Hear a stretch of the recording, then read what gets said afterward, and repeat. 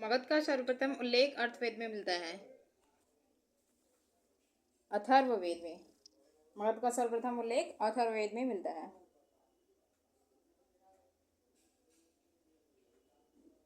इसमें सबसे पहला हर्यक वंश है, उसके बाद आता है शिशुनाग वंश, उसके बाद नंद वंश।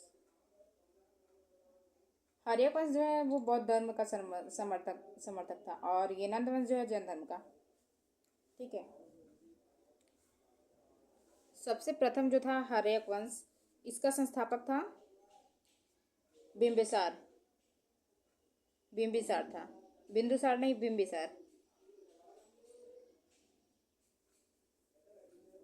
बिंदुसार तो बाद में आएगा, ये है बिंबिसार। ठीक है।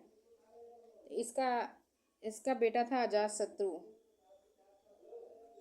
और इस अजातशत्रु को पितृहंता पुत्र भी बोलते हैं, क्योंकि इसने अपने पिता की हत्या की थी।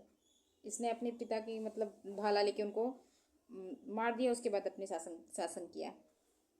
तो अजातशत्रु 492 से 460 ईसा पूर्व। अजातशत्रु की माता चिलन्ना थी, पत्नी वजीरा प्रसेनजीत की पुत्री थी। पत्नी जो थी प्रसेनजीत की पुत्री थी।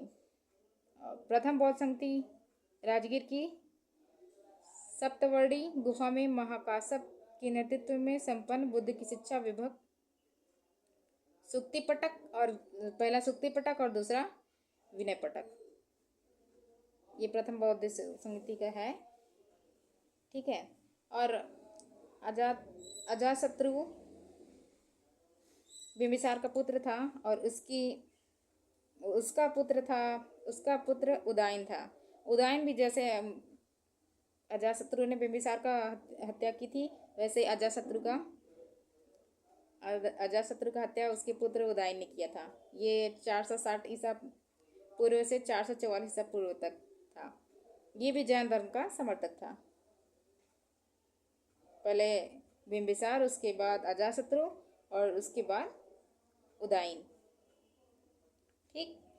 उदयन ये जैन धर्म का समर्थक था। और ये राजधानी परिवर्तन ये इसने राजधानी परिवर्तन भी किया था उदयन ने। ये राजगृह से पाटलिपुत्र पटना, जो कि गंगा एवं सोन नदी का संगम है। राजधानी परिवर्तन किया था राजगृह से पाटलिपुत्र पटना। ठीक। और इसका पुत्र था अनिरुद्ध, मुंडक और नागदशक, उदयन का। और उदयन का पुत्र अनिरुद्ध, मुंडक और नागदशक था। और नागदशक जो है ये अंतिम शासक था। इसके बाद हर्यक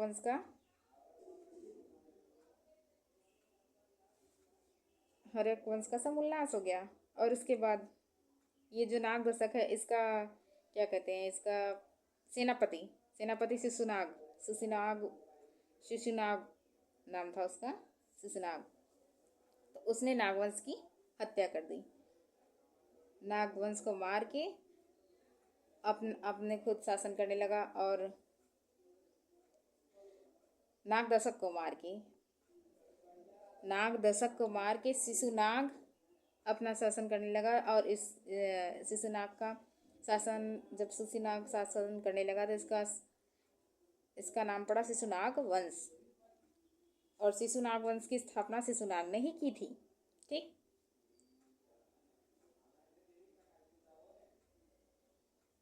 हर्यक वंश के अंतिम शासक नागदशक को एक योग्य अमात्य ने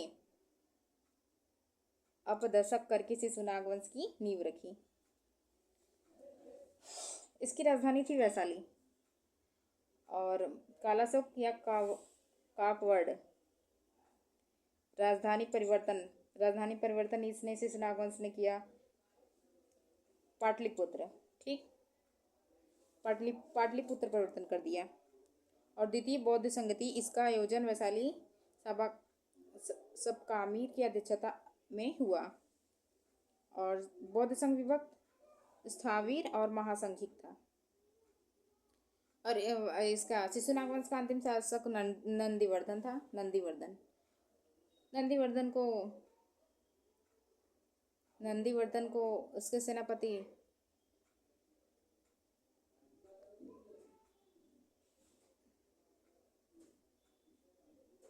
ने मार के नंदवंश की स्थापना कर दी। शिशुनागवंश से नंदवंश की स्थापना हुई।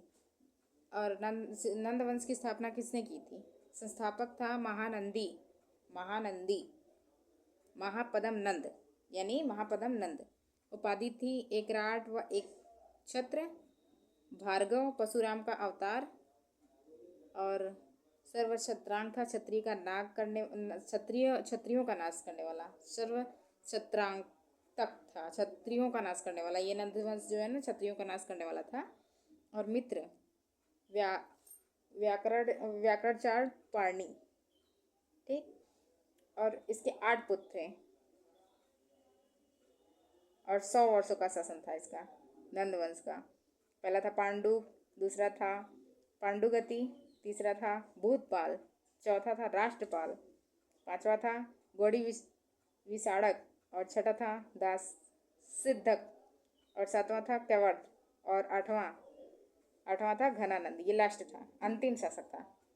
सिकंदर का समकालीन भी था और चाणक्य की सहायता से चंद्रगुप्त मौर्य ने घनानंद की हत्या कर मौर्य वंश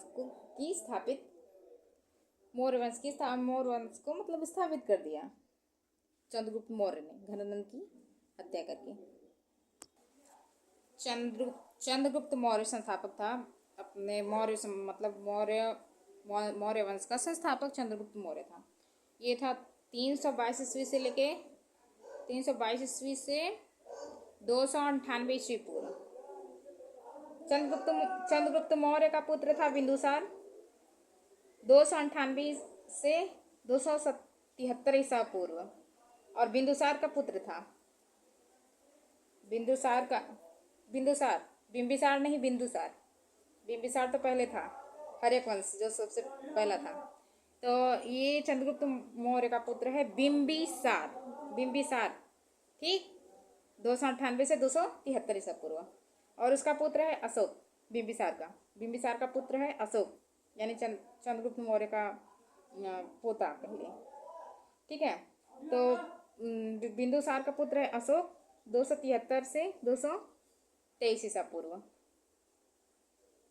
और अशोक का अभिलेख मिलता है यहाँ पे, मास्की अभिलेख, पुराण अशोकवर्धन पुराण, ये है अशोकवर्धन। और ब्राह्मी लिपि, ये है प्रियदर्शी। ये अशोक का अभिलेख है। और अशोक के उत्तराधिकारी थे, पहला था दशरथ यानी बंधुपालीन, यानी आजीवक धर्म उपासक ये था। और 232 से 224 ईसा पूर्व था, यानी जीसस क्राइस्ट के ईसा पूर्व, मतलब जीसस क्राइस्ट के जन्म के पहले ये होता है ईसा पूर्व, ठीक है। संप्राति दशरथ का पुत्र था संप्राति, ये भी जैन धर्म का उपासक था। ये था 224 से 215 ईसा पूर्व। उसके बाद अशोक का पहला था दशरथ, उसके बाद संप्राति के बाद तीसरा है सलीसुक, यह 215 से 202 ईसा पूर्व। उसके बाद है सलीसुक के बाद है देववर्मन है 202 से 195 ईसा पूर्व। उसके बाद है सतधन्वा 1905 से 1887 ईसा पूर्व। और लास्ट वहाँ है बृहद्रथ, ये अंतिम मौर्य शासन है। ये 187 से 184 ईसा पूर्व, ये लास्ट है। बृहद्रथ अंतिम मौर्य शासन है, ठीक है। और इसकी हत्या बृहद जो अंतिम मौर्य शासन थी, इसकी हत्या की थी पुष्यमित्र शुंग ने की थी। और इसने करके फिर उसके बाद मौर्य वंश समाप्त हो गया और पुष्यमित्र शुंग ने शुंग वंश की स्थापना की। इसको याद करने का ट्रिक है हसीन मासुका सार। हर्यक वंश, स से शिशुराग वंश। ठीक है, ऐसे आपका ट्रिक है ये हसीन मासू का सा। इससे आपको अच्छे से याद हो जाएगा। नंद वंश, उसके बाद मौर्य वंश, उसके बाद शुभ वंश। ऐसे ही आपको सारा ये ट्रिक है याद करने का। ठीक है, धन्यवाद।